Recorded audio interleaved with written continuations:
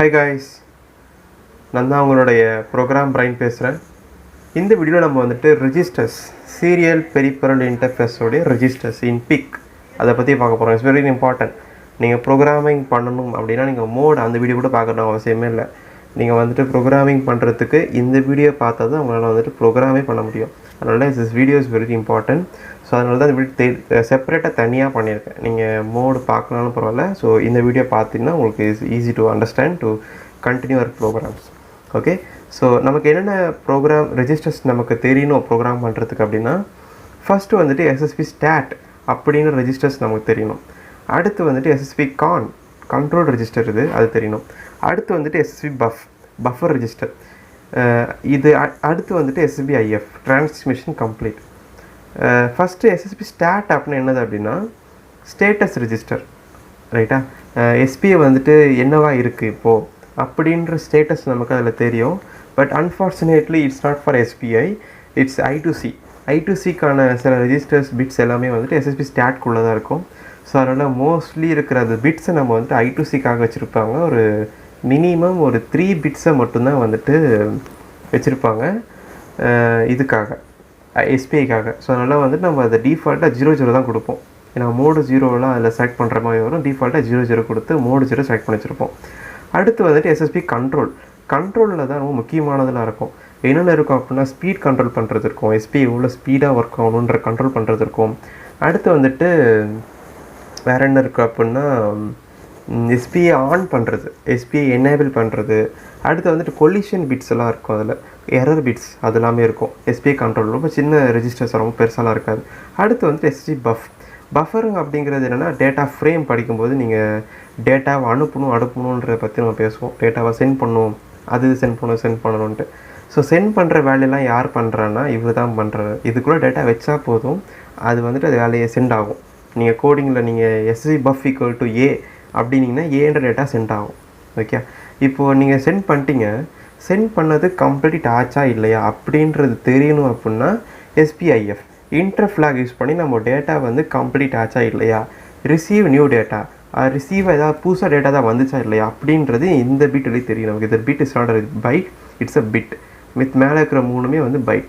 இப்போ இன்னும் தெளிவாக பார்க்கலாம். SSP இதுதான் வந்துட்டு SPIயோடைய டேட்டா ஷீட்ஸ், அதாவது PIC இருக்கக்கூடிய SPI data sheet. Page number 71. நீங்கள் இதில் போய் பார்த்தீங்கன்னா உங்களுக்கு தெளிவாக புரியும். 70 பேஜ் நம்பரில் கொஞ்சம் கீழே இறக்கி வந்தீங்கன்னா இந்த ரெஜிஸ்டர் இருக்குது. SSP ஸ்டாட் அப்படின்னு ரெஜிஸ்டர் இருக்குது. SMBன்னு பிட் 7 ஒன்று இருக்குது. இது என்ன மீனிங் அப்படின்னா input data sample at end of the output time, input data sample at middle of the data output time அப்படின்னு கேட்டிருக்காங்க.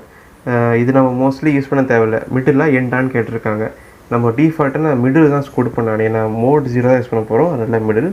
ஸோ உங்களுக்கு மோட் 0 அதை பற்றி இன்னும் தெளிவாக தெரியும்னா நீங்கள் மோட் வீடியோ பார்த்தா போதும். பட் டிஃபால்ட்டாக பார்க்கணுன்னாலும் பரவாயில்ல, இந்த பிட்டை நீங்கள் வந்து 0 கொடுத்துருங்க, ரைட்டா? அடுத்து வந்துட்டு CKEன்னு ஒரு பிட் இருக்குது. அது என்னது அப்படின்னா CKE ஞாபகம் இருக்கான்னு தெரில உங்களுக்கு. மோட் வீடியோ பார்த்தீங்கன்னா உங்களுக்கு தெரியும். CKE CKP அதெல்லாம் சொல்லி கொடுத்துருப்பேன். நீங்கள் அதெல்லாம் போய் பார்த்துட்டு இந்த டேட்டா ஷீட்டோட நீங்களே ஓனாக கம்பேர் பண்ணி பாருங்கள். CKE வந்து எதுக்கு யூஸ் பண்ணுறாங்க அப்படின்றது தெரியும். திரும்ப சொல்லணும், டைம் வேஸ்ட் பண்ணல வரலாம். ஸோ இதான் கான்செப்ட். நீங்கள் மோட் வீடியோ பார்த்தீங்கன்னா அது ஒரு 7 நிமிஷம் வீடியோ, அது பார்த்தீங்கன்னா சீக்கிரம் முடிஞ்சிடும். அடுத்து BF உடைய வேலை என்னது அப்படின்னா இன்டர்ஃப்ளாக். இது வந்து ரிசீவருக்கானது. போட்டிருக்க தெரியுது உங்களுக்கு, ரிசீவ் மோட் ஒன்லி.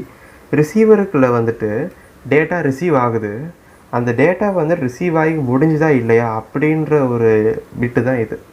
இது டிரான்ஸ்மீட்டருக்கும் யூஸ் பண்ணுவாங்க, ரிசீவருக்கு கூட யூஸ் பண்ணிக்கலாம், நம்ம இஷ்டம் தான். நான் டிரான்ஸ்மீட்டருக்கு கூட சம்டைம்ஸ் BF யூஸ் பண்ணுவேன். சில பேர் ரிசீவருக்கு மட்டும் தான் யூஸ் பண்ணுவாங்க. அந்த மாதிரிலாம் இருக்கும். என்ன கான்செப்ட் அப்படின்னா SSP பஃபை மானிட்டர் பண்ணுற பிட்டு. இது டேட்டா வந்திருக்கா இல்லையா, டேட்டா வந்து எம்டியாக இருக்கா இல்லையா, அது ஸ்டேட்டஸை சொல்கிற பிட்டு தான் BF buffer full status bit அப்படின்னு சொல்லுவாங்க. Buffer full status bit. So இதில் நான் எதுவுமே பண்ண போகிறதில்ல, ஃபுல்லாக 000 தான் வச்சுக்க போகிறேன். அதுதான் கான்செப்ட். ஃபுல்லாக அந்த பிட் ஃபுல்லாக 0 தான், பைட் ஃபுல்லாக 0 தான். அடுத்து இதுதான் is very important. SSP Con1 இது என்னது அப்படின்னா கொலிஷன் டிடெக்ட் பிட்டு சொல்லுவாங்க. கொலிஷன் அப்படின்னா டிரான்ஸ்மிட் மோடு மட்டும்தான் இது. என்ன மீனிங் அப்படின்னா இப்போ நம்ம டேட்டா வந்துட்டு சென்ட் பண்ணுறோம், டேட்டா சென்ட் பண்ணி இன்டர் ஃப்ளாக் செக் பண்ணாமலே இன்னொரு டேட்டாவை அகைன் சென்ட் பண்ணிட்டோம் அப்படின்னா அந்த இடத்துல கொலிஷன் நடக்கும். ஓகே, ஒரு டேட்டா சென்ட் பண்ணிட்டு முடிச்ச பிறகு அடுத்த டேட்டா சென்ட் பண்ணணும். ரைட்டா? அதனால் இன்டர் ஃப்ளாக் இல்லாமல் நம்ம சென்ட் பண்ணோம் அப்படின்னா கொலிஷன் பிட் வந்து வர வாய்ப்பு இருக்குது. ஸோ இது ஒரு மிகப்பெரிய ஒரு ட்ராபேக். பட் அது ட்ராபேக்கை சரி பண்ணுறதுக்கு error bit, write collision detect பிட்னு ஒன்று இருக்குது. ரைட்டா? அடுத்து ரிசீவ் ஓவர்ஃப்ளோ இண்டிகேட்டர் பிட் அப்படி சொல்லுவாங்க. இது என்னது அப்படின்னா ரிசீவ், நீங்கள் டேட்டாவை இன்டர் ஃப்ளாக் இல்லாமல் நீங்கள் சென்ட் பண்ணிக்கிட்டே இருந்தீங்கன்னா ரிசீவரில் ஓவர்ஃப்ளோ ஆகும் டேட்டாஸ்.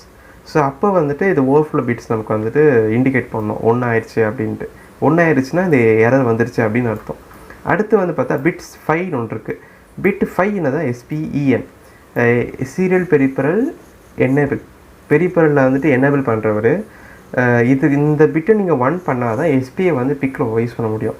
ஸோ எதுவும் பண்ண வேண்டாம். இந்த ரெஜிஸ்டரை பொறுத்த வரைக்கும் 0000 கொடுத்துட்டு SPEN மட்டும் 1 பண்ணால் போதும், மற்ற எல்லாத்தையும் 0 தான்.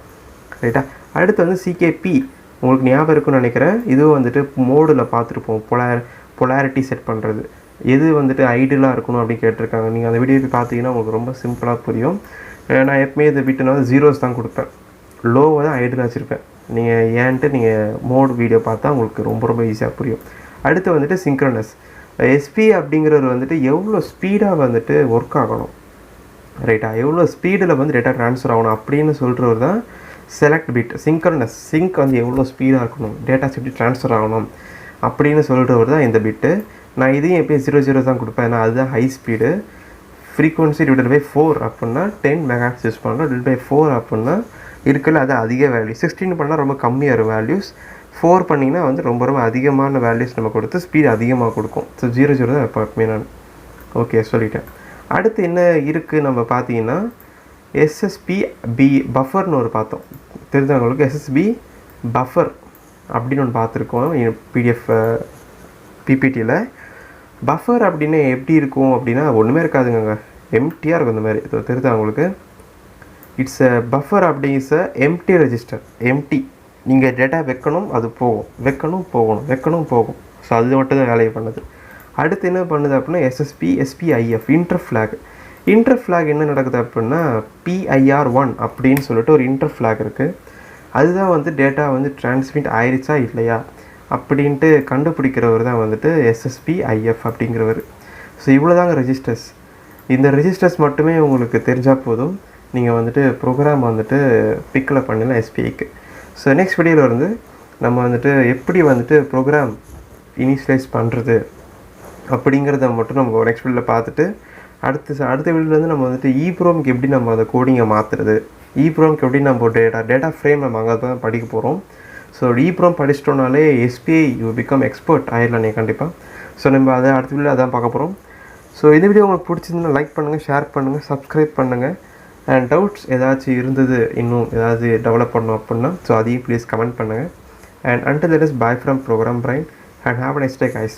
Bye.